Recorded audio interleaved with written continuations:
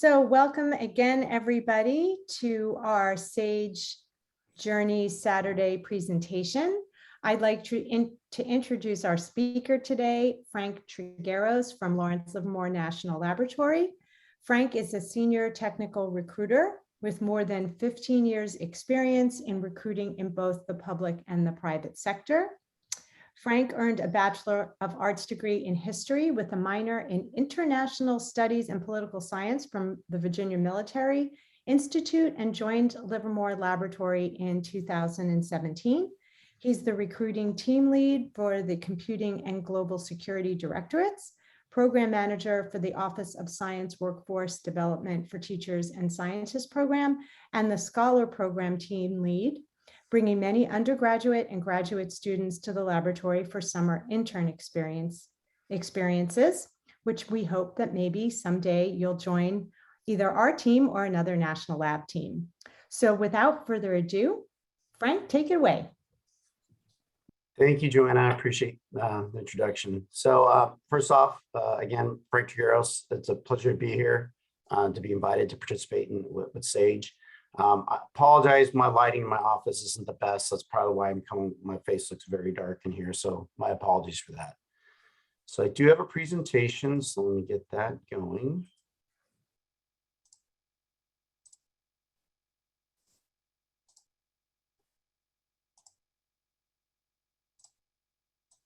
All right.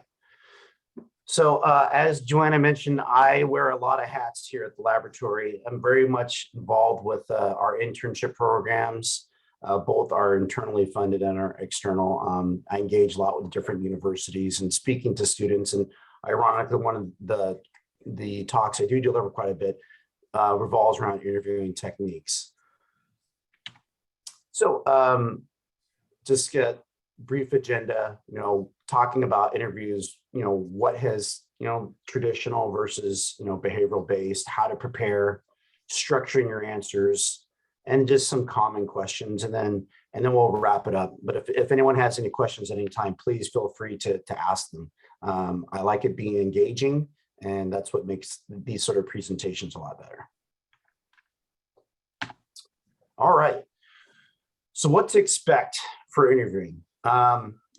Traditionally, there's always a series of straightforward questions. People ask what your career goals are, what have you done, what are your strengths? And what can happen is when questions are asked that way, they can target the answers. An interview can just, provide those answers towards what, people want to hear. And it can really highlight hypotheticals of what an individual has done. And it really doesn't help indicate, how perhaps someone would react to certain situations based on what they've done in their career. And that's where behavioral-based interviewing, and that's something our laboratory uses, and a lot of labs, a lot of people in the professional sector focus on behavioral-based interviewing because it is an indicator of future performance. So you get interviewee will be asked very specific, maybe employment-related questions, or it could be situation-based questions. But the logic is, we're looking for someone to use their past experience to provide those answers. And they're very situational based. So, we are looking for those responses because it really is going to be more the nature of who you are with your character based on trying to extrapolate what you've done. So,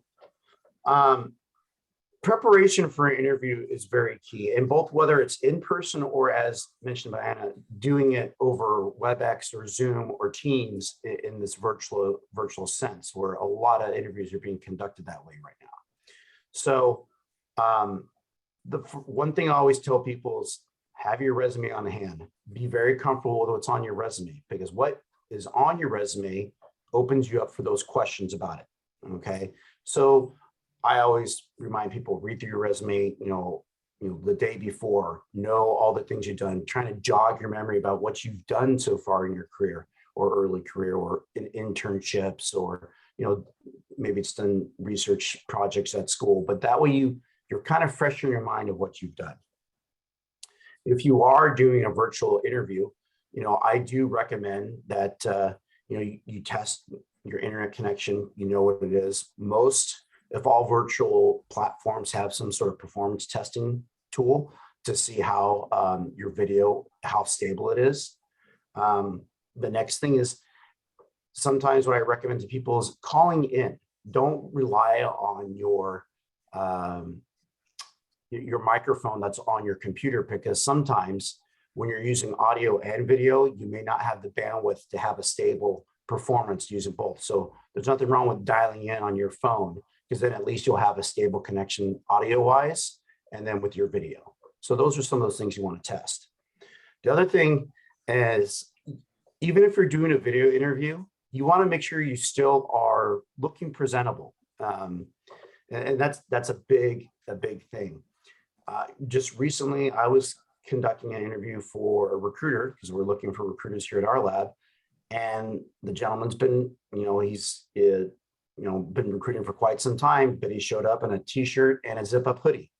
And that sort of thing, how you present yourself, really shows how much you're invested in an opportunity. We want to look for professionalism. So even if you're doing an interview over video platform, you want to ensure you are still dressed professionally. Okay.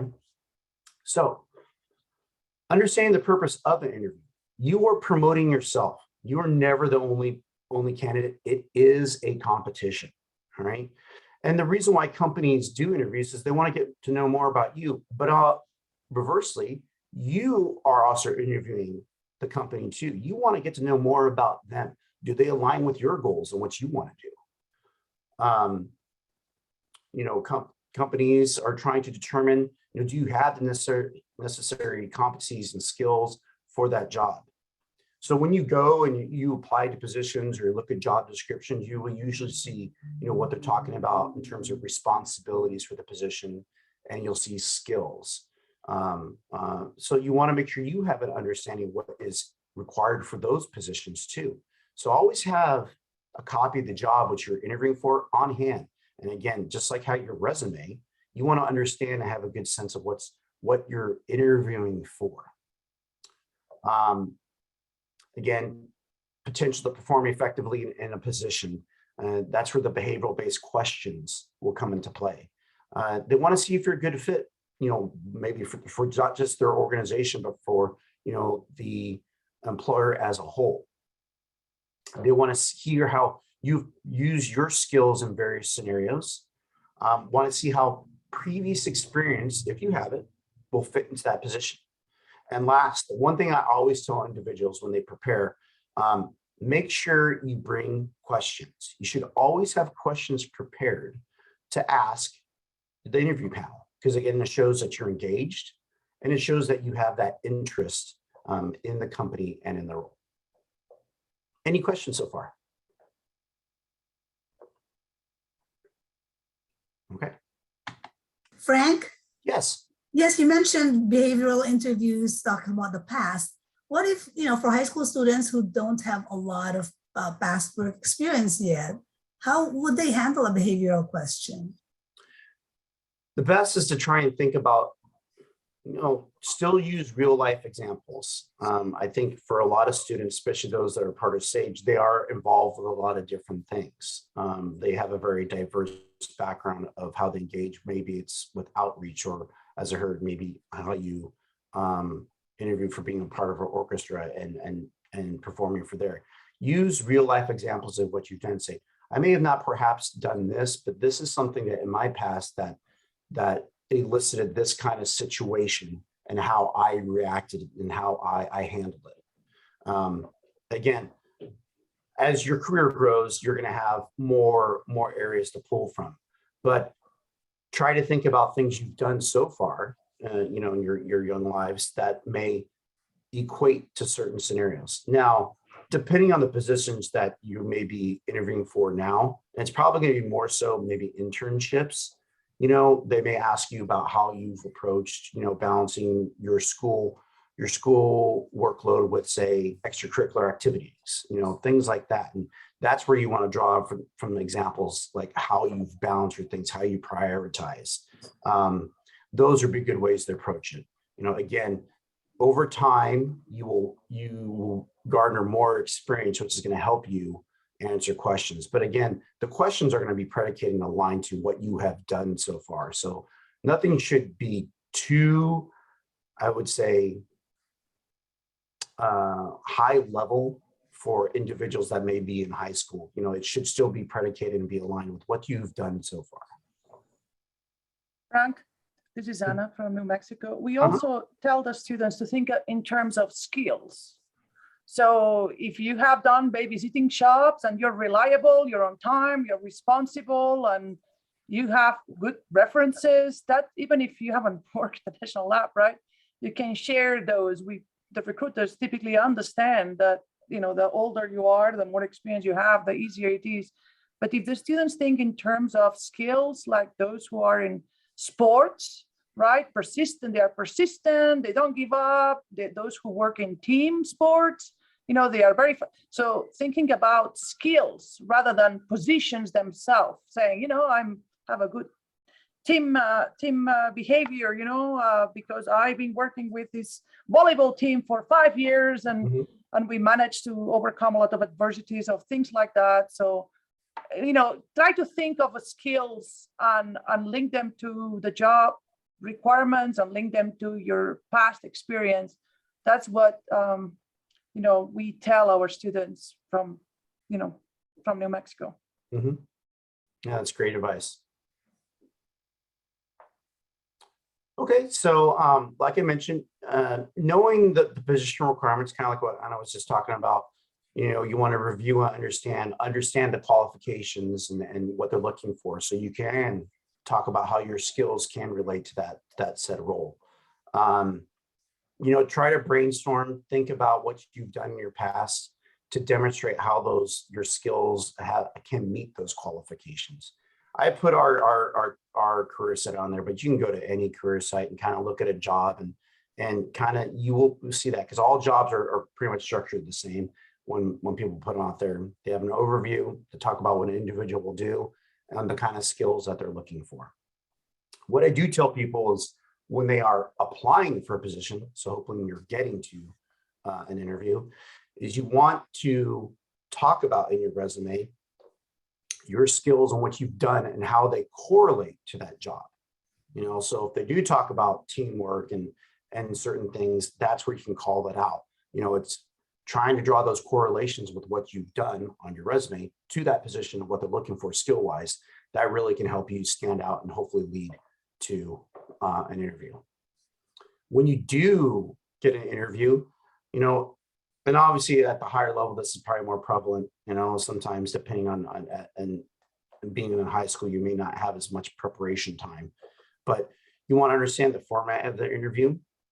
As I mentioned, like for us at our lab, you know, we do phone interviews, then we'll do a panel interview with a presentation, but every company does things differently. And then understanding who you're meeting with. That way you kind of understand your audience of whom you'll be engaging with. LinkedIn is a powerful tool. I always, you know, a lot of individuals use that. I used it before I interviewed to understand whom I was engaging with. Because you don't know if you'll be involved with, you know, talking to potential peers, or talking to those that be managers. So it's always good to kind of understand whom you're meeting with. So here's some other tips. So practice.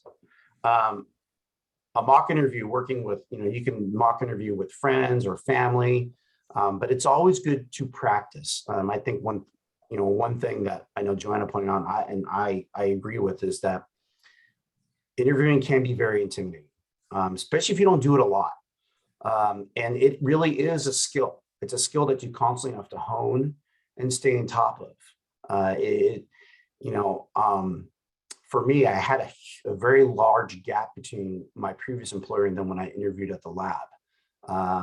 And I had a couple interviews in between, but it's those things that it is a skill that you're always constantly be working at throughout your entire life.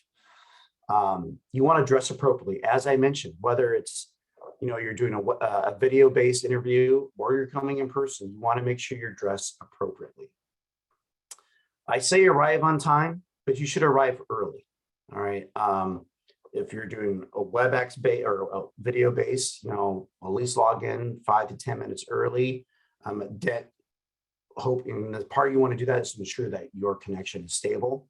If you happen to interview in person, you want to arrive at least 15 minutes early. It's better to be early than to be late. So especially living in the Bay Area and hoping at some point we get back to normal, you can never account for how traffic will be. So you want to make sure you give yourself enough time to arrive to where your location.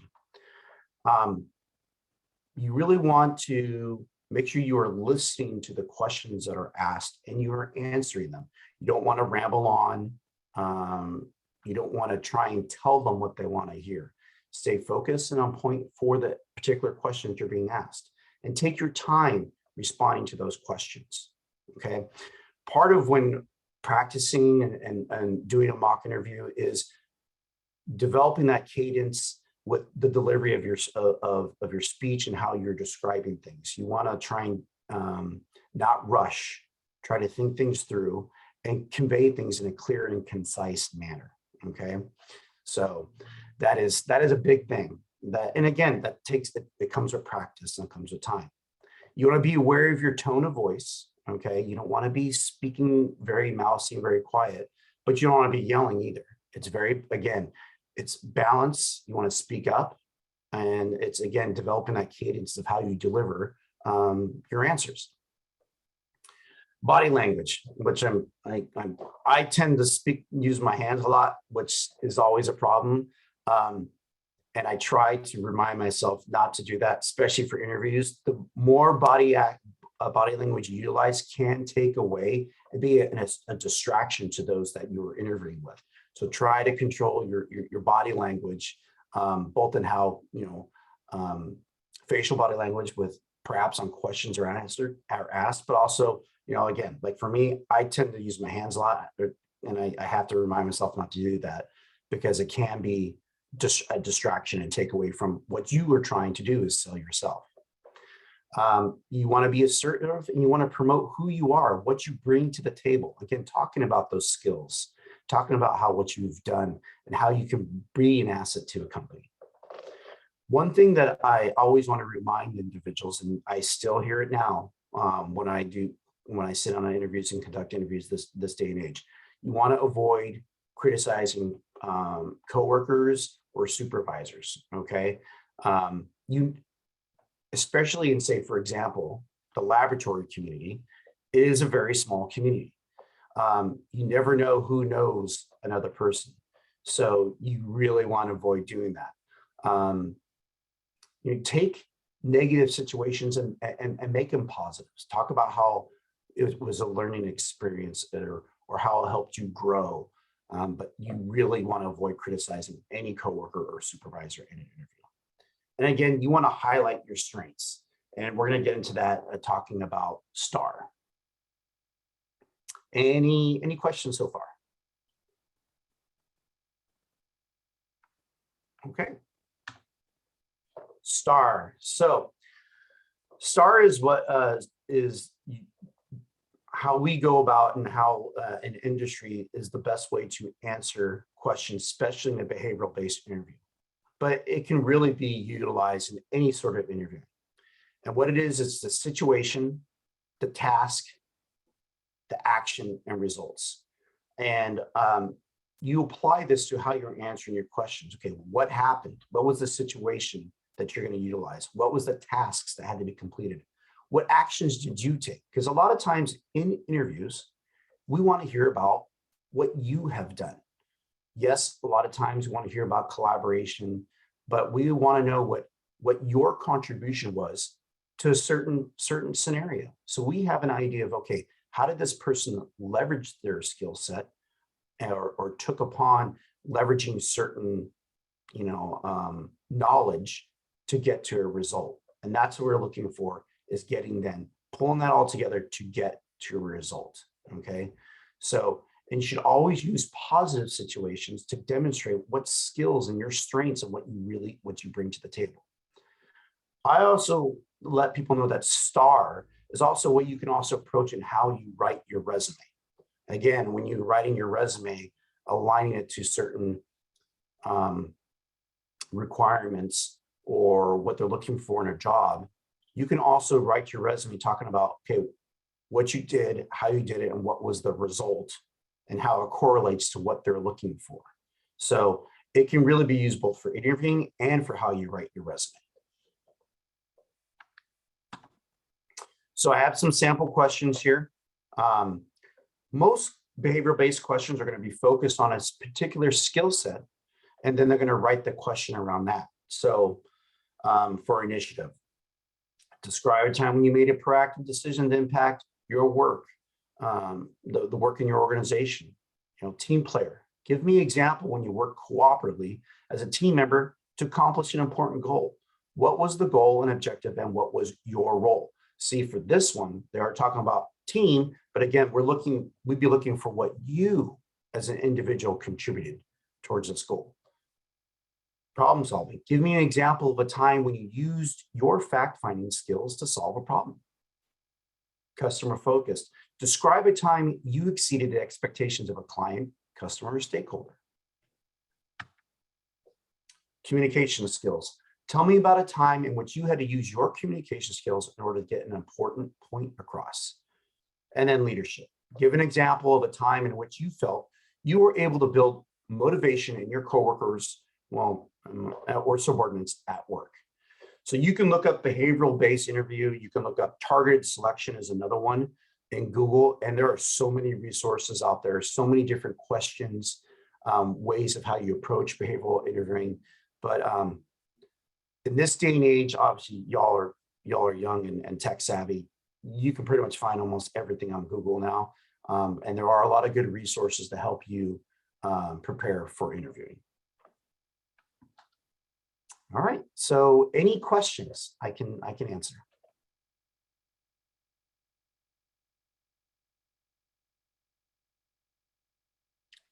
Okay, well, thank you very much. I appreciate the opportunity to share some of my knowledge in interviewing. Again, and networking and talking to colleagues and friends and mentors, they can also give you great insight too. So there is never one real way to approach everything. These are all, from my perspective and what I've been doing in recruiting for well over 15 years is the things that, some of the knowledge I like to share. But, again, it is a skill set that you always have to work on. It never stops. And I hope that you can take away some great points from there. So thank you again. Frank, I have a question. And it's very women oriented because I think it's important that we know which questions we should not be asked.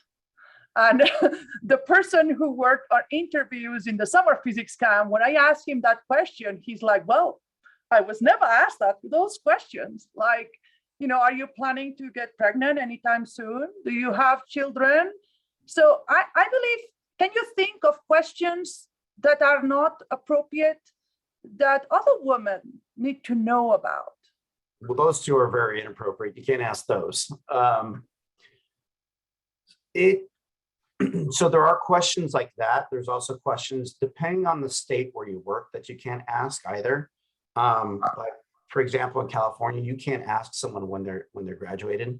You can't do that anymore. So because then they can use that as age discrimination. So you can't ask that question. So if someone asks that, so usually, like, say, for example, it may not be an interview, but when I phone screen or talk to individuals, we usually ask them, when are you looking to start employment? We try to get a sense like that, but you should never be asked directly when you're going to graduate, because you can't do that in the state of California. That it's not legal. So Frank, yeah. From the point of view of the students, from the point of view of the person being interviewed, how handle the question that you shouldn't have been asked? I would try to say, in a question like that, I would say, for example, like what Anna said, which hopefully isn't aligned with anyone in our group, but I would say that Well, I'm not comfortable answering that question. Do you have perhaps another question where we can focus on where my skills are relevant for this position? That's how I would say it. You don't want to you want to move on from it, but and without it being a negative context, spin it back to what you are here, what you're there to interview for, which is what you bring to the table and for that particular opportunity. Yeah, it almost is like English is not my first language. So I almost feel like I have to script that. Yes. If I am faced with a question that is somewhat offensive or inappropriate, how do I respond to it in a positive way without being defensive or without attacking the viewer, because it's going to help me. So that's what we encourage our students to plan. So first, know what questions you should not be asked. Nobody can ask you, oh, I saw on Facebook you were holding a little baby. Are you married? How many kids do you have? Do you plan to have more kids? Or what do you think about dating people in the company? Know these things happen. I'm sorry. It's sad, but they happen.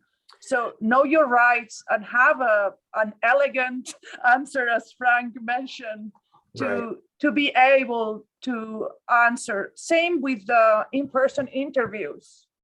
There are protocols, and I would love if Frank were to share those, because when there are in-person interviews, there are also dinners and lunches and things like that. And I'm sorry to say that women, we sometimes targeted. Women, we also have issues with, when you say dress appropriately, for you guys, it's pretty straightforward. For women, it's not as straightforward. So would you mind commenting on lunches, dinners, appropriateness, and dressing code? Thank you. Yeah, so lunches or dinners, again, I would understand who's going to be attending.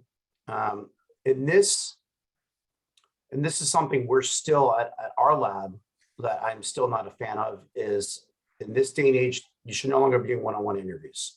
Everything should be involve multiple individuals involved with the process, because a one-on-one interview can elicit bias, and there's no way to prevent bias from occurring if you don't have peers or other individuals involved with the process. So asking the questions of who's involved is important. And I know that us as an organization and many others are moving away from that, because it is not, again, it can elicit bias. In terms of protocol, if you're going to go eat, obviously, if you're of age, probably not have ordering alcoholic beverages, I would not do that. That's not a very good idea. In terms of dressing appropriate for women, I guess, and this is where as a man, hopefully I'm not saying anything correctly, but maybe if it's a pantsuit or an appropriate dress, obviously not like a mini skirt, but like an appropriate dress that you would wear out to, and I'm not talking like a formal dress, but something that is appropriate, that you would go out to maybe be with your family or something in that scenario. But that's what I would recommend more so. I mean, I'll turn over, to maybe Joanna or Maya. Do you want to comment on that? On what would be appropriate to wear? So I guess the term is business casual. And I think I think it's wearing something that's appropriate to the job. So, or maybe a touch fancier. So you don't necessarily have to wear a dress to an interview, but you would want to be dressed professionally. And I'm sure the last time I have no idea. Now that I'm thinking about it, it's really long ago, but I'm thinking about a particular interview where I was interviewing for a professor position, which is pretty high level. And I wore a skirt suit. So I had a suit jacket that matched the skirt, modest heels. I do believe I wore stockings, but that I think is probably a little dated now. I think Frank is right that if you were just in kind of business casual pants with a jacket is very, dare I say, kind of gender neutral, right? And honestly, I'm a little out of my comfort zone because I'm not in this area and I haven't interviewed, but I'm sure it's out there to be Googled. The one thing I want to mention before we get too far away from Frank's talk is those last few slides were very kind of heavy. So I want everybody to just take it with a breath as you're still in high school. They're really great. It's great advice, but don't be overwhelmed by it. And you know, reach out at school at the high school level. Sometimes there's opportunities to do mock interviews, and absolutely in college. It's something that I know from being a professor and having experience at universities, that there's always opportunities through the Career Center to do mock interviews with real employers. So it would be somebody like Frank who would come to the college, and it's not a real job. You're not really interviewing, so nothing's kind of at stake. If something goes wrong, you did not get the job, but it's a great way to practice.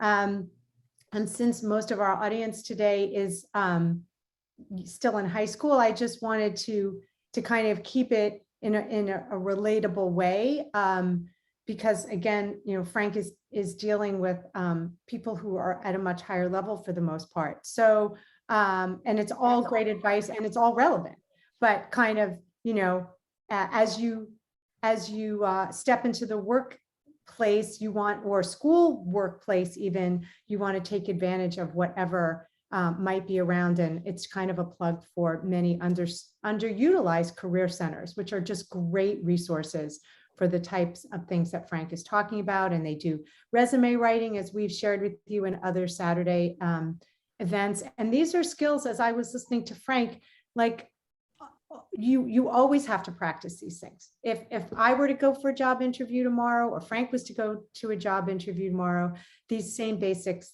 things would apply. And I'll add one other thing specifically about Zoom. Make sure your background is not cluttered, or you're like fuzzed out like Sierra. You don't want to be sitting in that on the edge of your unmade bed, right? Like that's very unprofessional. And I have seen that in a lot of different Zooms where people just are not aware of what's behind them. And so there's a lot more to take in, but there's also a lot more resources to take advantage of, as Frank suggested online. And I put some more student-based questions. I mean, even some of them, I mean, I used some of those when I was doing it. Like Joanna mentioned, I did one at UC Merced, and still kind of from a student perspective, where even some of the students don't even have work experience. So you could even, but I know I have one that says professor, but you can even think of teacher, you know, but, you know, even one about, you know, what are your standards for success in school, and what did you do to meet those standards? I mean, that could be even applied now when you're in high school, you know. Again, I'm assuming most of you on here, you're heavily involved in extracurricular activities. So you have to balance that. You know, how do you go about doing that? So you know, that's another way of a possible question you may get.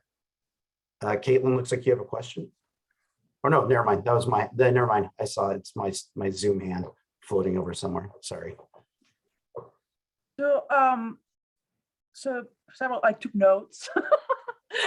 But going back to the outfit, also think about shoes. Make sure you're very comfortable. Make sure you know what the interview entails. Sometimes we had women interviewing with high heels and open toes. That means that we cannot go into the experimental area.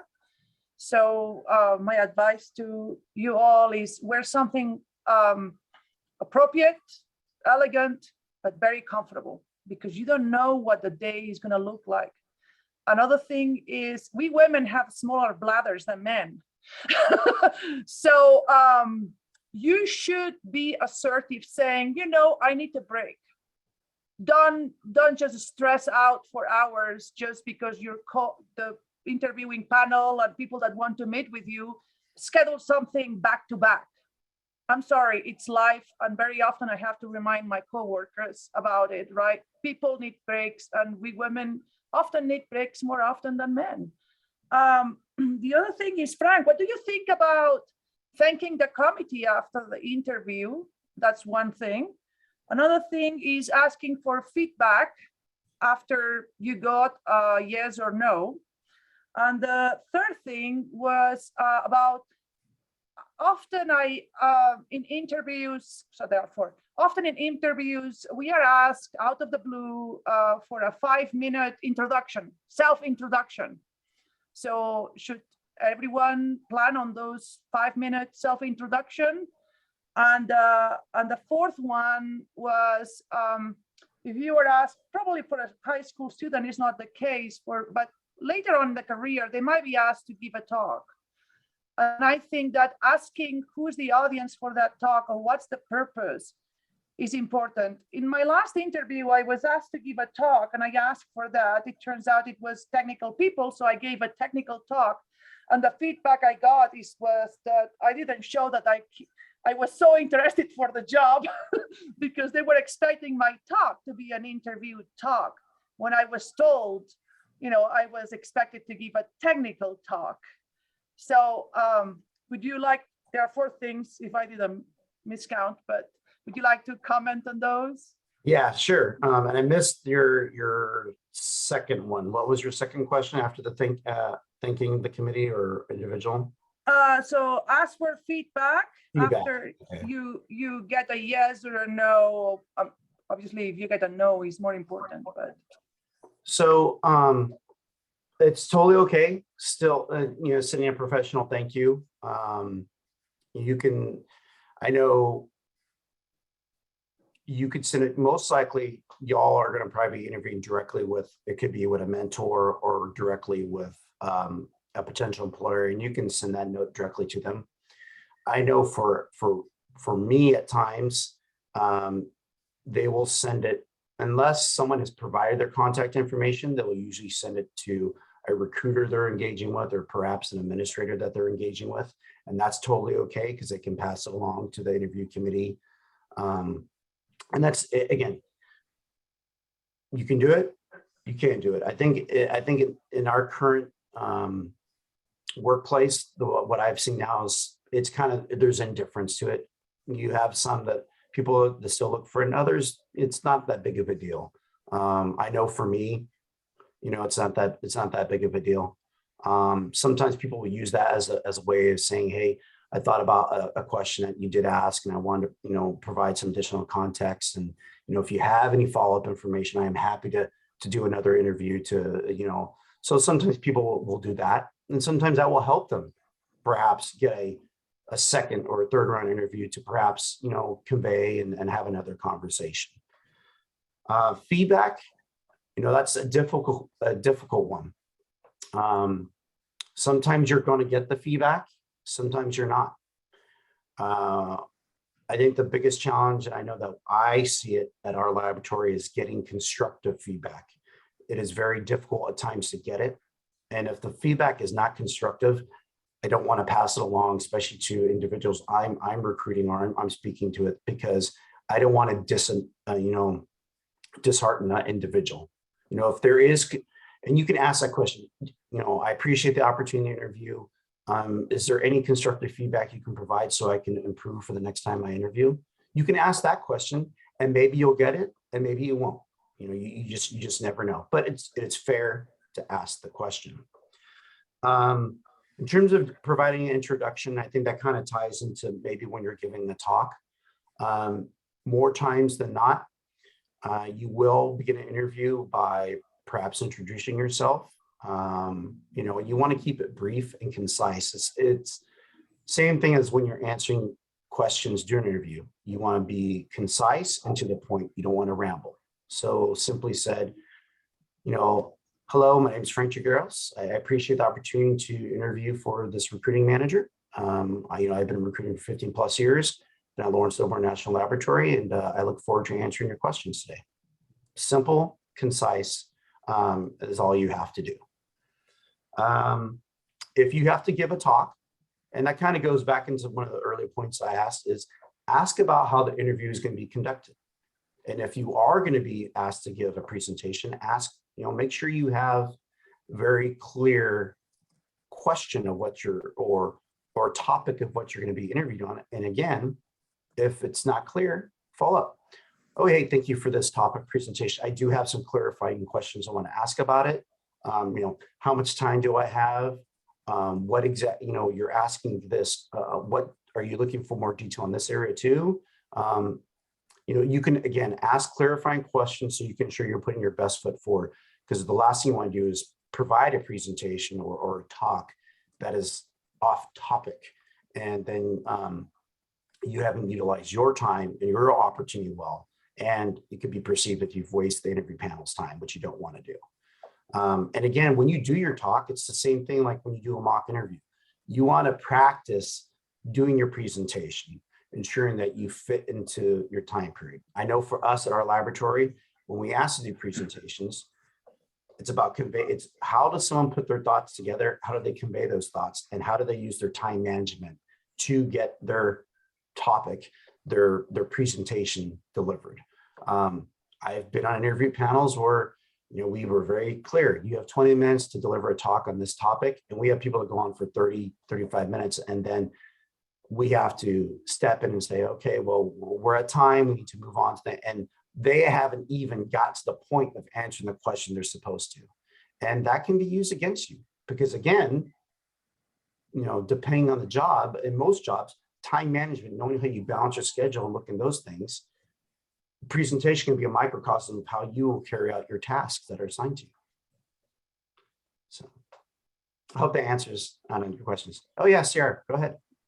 Well, you were talking about how nowadays there's more often people like in a panel when you're doing an interview. Is there generally like a lead interviewer, or how do they kind of handle collectively asking you questions and I guess taking your input? I know that's general, but so that's something that's really on the employer, and that's something that we stress when we do our interviewing, is that when a panel conveys, each person should have a role. They have their questions pre-assigned, so it shows organization. Because if not, it is a poor experience for the individual who's being interviewed, and it also can be for them. They'd be like, well, this company is kind of in disarray. Do I really want to work at a company that doesn't have their act together? So it's also, that's where it goes back to, we are selling ourselves to a candidate. So usually on a panel, people have questions assigned to them.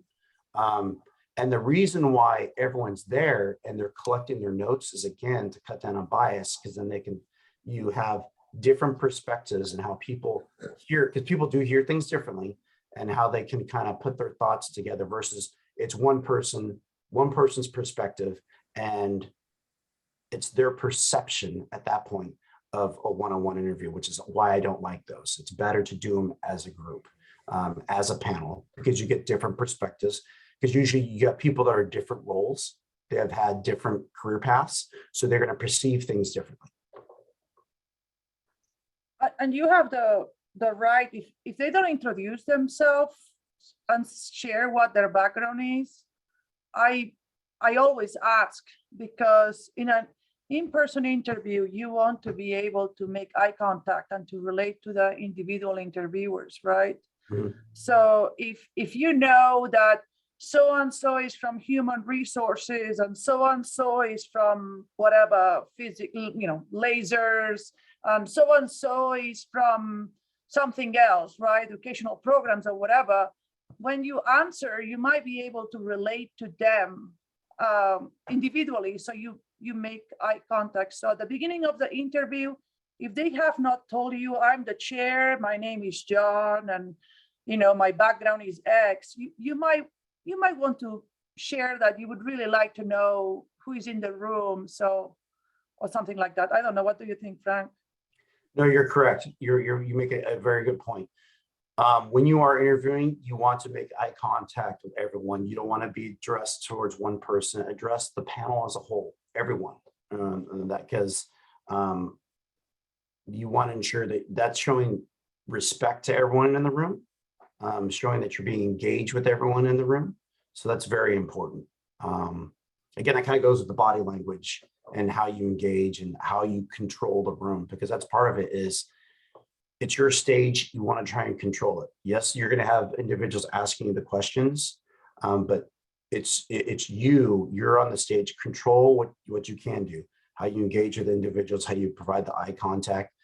You know, you can ask, hey, did I answer your question? Do you need me to clarify it if you need to? GP just pointed out something that's very important. If a question that's asked you doesn't, make sense, ask for clarification. A lot of times in behavioral based interviews, it may be a multifaceted question, may have different pieces to it. And you can say, okay, I understand the first part of the question. What was the second part? Can you clarify that? I want to make sure that I put my answer together properly. It is totally okay to ask for clarification on a question. So that's very important. And then again, eye contact, balance throughout the room, treat everyone with respect, because again, you're going to have people with different backgrounds generally in an interview.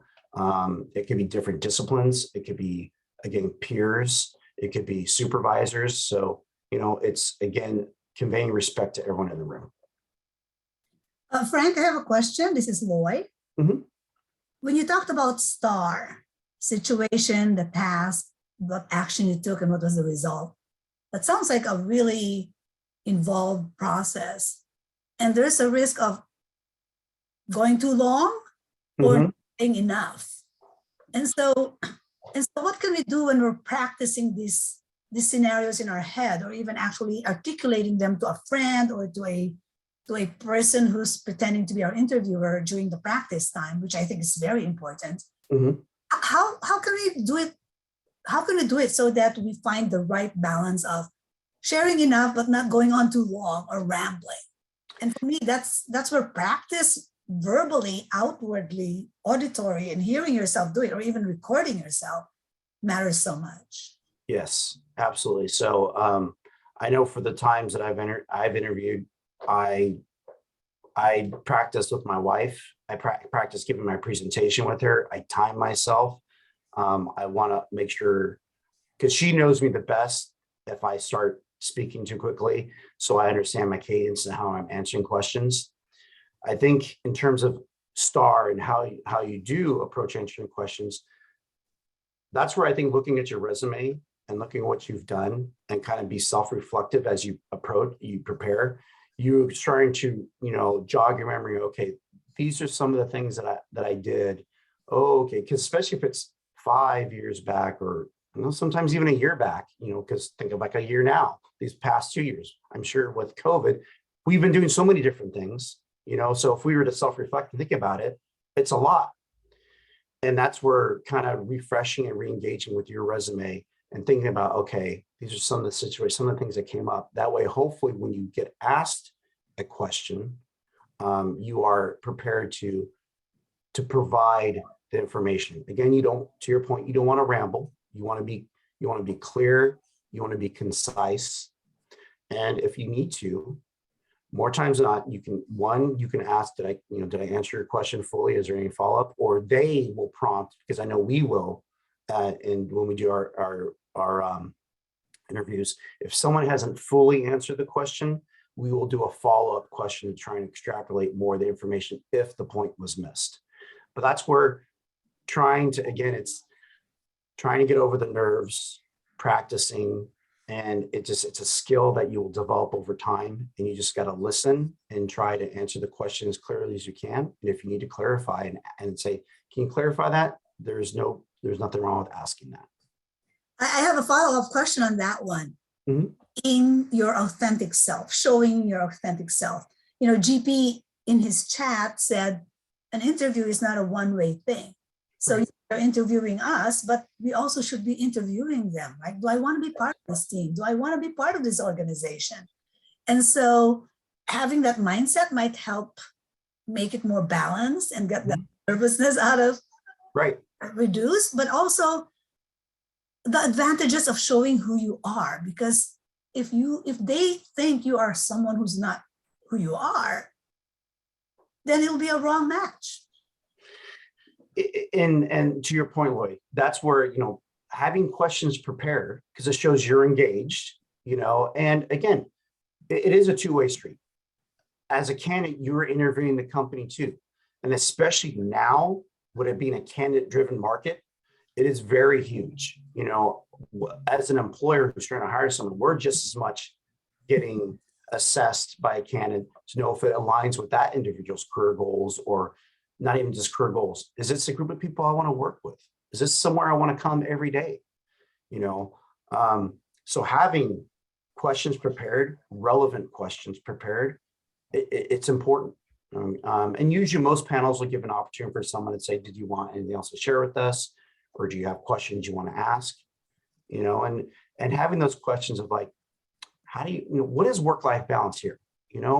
Or, okay, so in this role, I see you're looking for this. What is success in the first 12 months for someone who's hired into this position? Asking questions that shows that you were invested in trying to understand the engagement of how you will fit into the organization and how that team conveys it back to you can help you make a determination. Is this what's right for me too? Because that's what's important. You have to ensure not every position is right for an individual. And that's, again, where the interview is important for you as the candidate to understand, is this what's best for me? And if it's not, it's fair after an interview, say they follow up with you and say, hey, we want to offer you this job. And you'd be like, and you say, okay, you get the offer, but you think about it for a couple of days, and you circle back and say, hey, I really do appreciate this opportunity and taking the time to interview me. However, I don't feel that this is the right fit for me at this time, but I do hope that in the future, perhaps later down the line, we can re-engage. But again, that's where the interview and being a two-way street, trying to assess is if it's the right opportunity for you too. And coming in prepared with questions is a great way.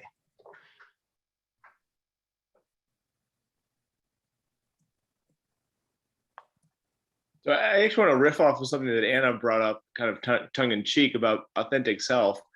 One thing you want to think about, and I've known this from colleagues of mine that have gone through a number of interview processes and that have struck out, is that it can get to people. Like, so you should realize that each of these, you shouldn't try to dissect too hard into an interview. It probably is just not a good match.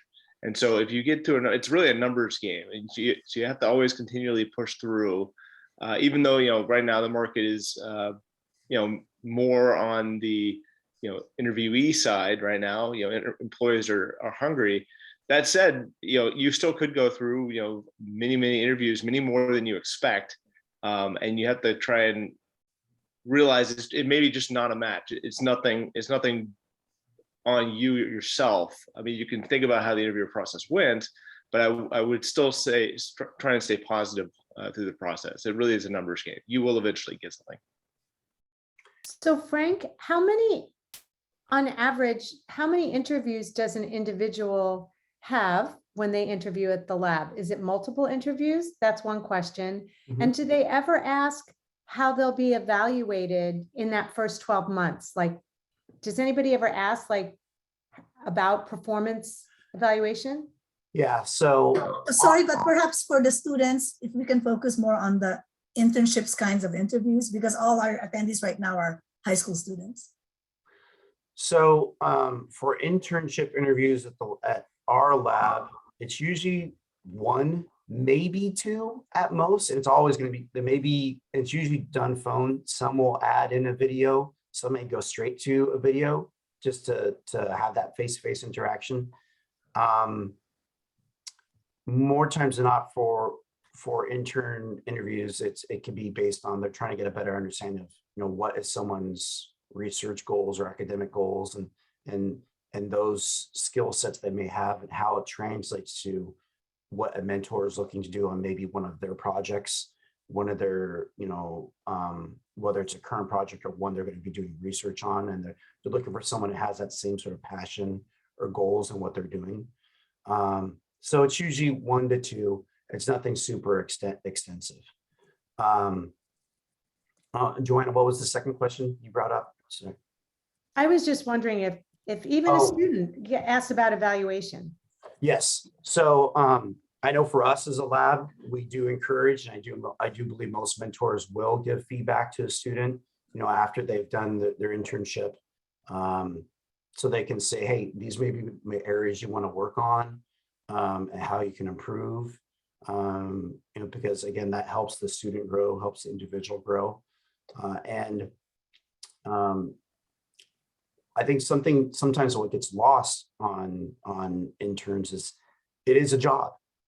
Yeah, it's an internship. Most internships are paid, some are not paid. I know for us at the lab, all our internships are paid, but it is a job. And how you engage and your professionalism, that can carry you a long way too, because it shows growth, and it shows that, okay, this is someone that we may want to keep bringing back and hopefully maybe work for us someday. So how you carry yourself is very important, even in an internship. And being an intern, it is appropriate to ask questions, because you are growing, you are learning still, you are developing your skill sets. So asking, they're not expecting you to come in and run a full-blown project. No, you're an intern. So ask that of your mentor. Hey, I have challenges in this area, or what are areas I can grow in to get better, and that engagement, because that's the whole point of a mentor, is they're there to help you grow. It's not a one-way street. It has to be a two-way street with being a mentor and mentoree. You have to be, that's how you become a better individual over time. An excellent question from one of our students. Mia is asking, will you ever be asked a trick question during an interview? And I know not too long ago, that was the reputation Google had when they would interview engineers or whatever. They would have this trick question about how many people can you fit in a phone booth and how would you go about calculating that or something like that. So what about, talk to us about trick questions in an interview, or is that no longer? If someone asks you a trick question, the question you should be asking yourself is this a company I want to work for? If they're not going to be, if they're going to purposely try and trip you up, what does that say about how they are as a culture? Are they always going to be looking for situations where you could potentially fail or trip you up? Why would you want to work somewhere like that? I know I've never sat in an interview where that's happened. And if I heard that happen at the lab, I would be quite upset and I'd be pointing that out, because that's not a good interview experience. You should not be doing that. What would be an example of a trick question, and how would you respond as a high school student? I can't even think of a trick one, but I just don't purposely think of ways to trip people up. I don't want to hear that. Or maybe Mia, did you have something in mind when you asked the question? Have you heard stories of people being asked trick questions? Or anybody in the room? So I don't know about trick questions. I know that some places, maybe like Google or McKinsey, like when they were hearing about interview process, when my husband was going through some of these for business school, sometimes they would ask these questions like the phone booth question to understand how you would go about solving a problem that you didn't really know how to handle.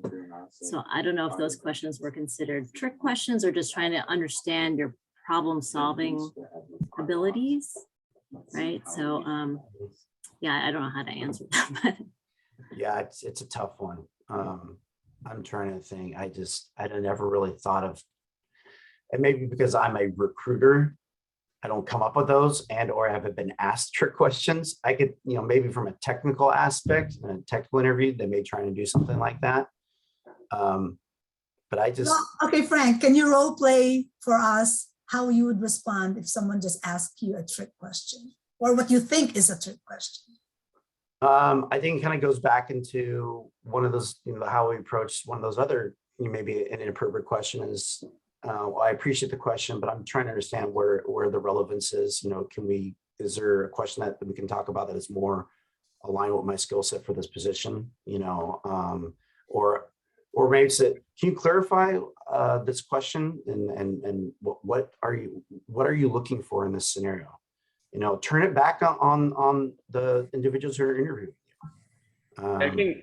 I can maybe give an example of one that and this is something I think it's you want to research the company and what the role specifically is, because they may not really be trick questions, they may just be unexpected. For example, I interviewed for a postdoc position right after grad school, and during the interview, they asked how I would go about making the measurement using a certain set of detectors or something like that, like how I would lay out that measurement, which is a perfectly appropriate question. I hadn't been expecting that particular question. I expected, discussions of technical roles, but not like, how would you actually lay that out? Caught me a little bit by surprise at the time. I was able to put something kind of quickly together, but afterwards, after thinking about it, I thought, if I had done a little better job of preparing, I could have probably understood, this particular group is working on these projects, and I could have a better understanding of what they might be looking for and be better prepared. So it's more just preparation, I think. Right. And I think in that scenario, GP, that that's appropriate question. And that's in that scenario. And you will get those, especially I would think in the technical field, you will get scenario-based questions. So for example, we don't so much do it at our lab, but I know in the private sector, at least we used to do a lot of whiteboarding for coding on the spot. They would give you a problem, how to approach it, and you would have to whiteboard it in front of the panel, because they want to see how you approach that particular task. That's appropriate in my mindset. You may not be prepared for it but that's part of, they want to see how you react on the spot and thinking about a certain scenario. So though, in my mind, I don't feel that those are trick questions. I think those are appropriate. And to your point, it's how you prepare for it and understanding the role, understanding the company. I know even for us, for recruiters, one of the things that we're probably going to start, assessing people is we're going to say, hey, I want you to run a Boolean search right now on this and try and find me this X person right now. Because we want to assess to understand, you say you can do it, but I want to see you do it. I want to see how you approach this problem, how you approach this scenario. And it has relevancy to a particular role. And for us, for recruiting, understanding how to find individuals using Boolean, which is just search operators, I want to know that. I want to see that, because I can assess a lot of soft skills or how you could engage. And I'm talking from recruiting aspect, how you're going to work with managers, how you go about, your recruiting processes and that. But with some of those very more tangible, important skills, I may want to assess it. I may want to ask a question around that. And then again, would you be expecting it? Perhaps not. But is there relevance to that, to the position? Yes. So I wouldn't think it'd be a trick question. It is, Anna, some advice for the students. So depending what job you're interviewing for, in particular for national labs, for internships, depending on your age, you are allowed or not to do certain type of activities. So understanding when you're interviewing for the job, or internship, what it entails, what you will be able to do is important. Because if your expectations don't match the job, you're going to be stuck for a month or 2 months. You might be very unhappy, even if that's the best opportunity you had, right? So I know that some of our students sometimes get frustrated because they spend the summer doing something that they thought was beneath them, but they were in an environment where they were growing professionally. They were looking at engineering drawings, scanning them, attending to the engineering meetings and so on. Yes, they were not drawing, or they were not going into the experimental areas to do measurements, because below a certain age, you cannot go into radiological areas. So for you to understand what you are taking and being offered is as important as as also getting feedback at the end of your internship. I know, Frank, that we often don't do a good enough job doing a closing projects or closing interviews, and our students don't know where they stand. So it is important that if your mentor doesn't tell you, hey, you did a great job, you should ask, which areas do you believe I'm strong in? Which areas do you believe I should work harder on? This is incredible information for you to be retrospective and then to improve. If everything is good, everybody tells you just goody, you're going to keep doing the same thing without knowing, how to be better. Another thing is, I get that from students that came for internships. Those mentors can be reference letters for your applications. So I write reference letters for past students, right? So the good impression you leave on a mentor in an internship, independently, if you were just scanning engineering documents or doing whatever, is key, because it's going to be really unique. So value that relationship with your mentor. Stay in touch, keep them updated on what you're doing in life. Hey, I'm applying for Stanford, or I'm applying for that. Would you mind, if I put you as a reference? Just keep in mind that this is a bi-directional relationship if you get into internships or into jobs elsewhere.